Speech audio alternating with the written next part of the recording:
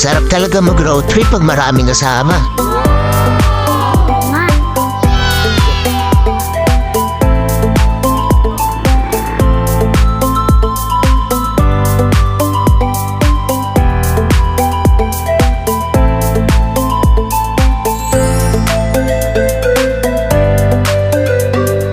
Ito naman, nag-stop over muna kami para makapagpahinga rin yung motor.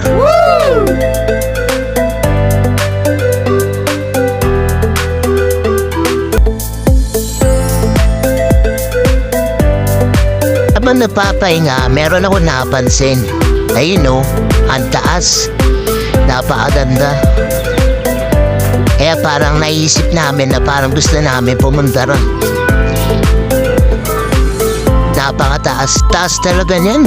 Parang gusto namin puntahan. Sarap siguro dyan sa taas.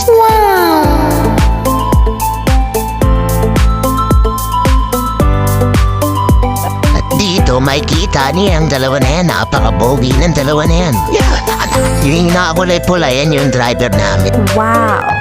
Darating ang oras sa buhay natin na tayo ay mapapagod. Kung dumating man yon, matuto ka magpahinga at hindi ang sumuko. Kasi sa buhay, hindi mo malalaman kundi mo susubukan.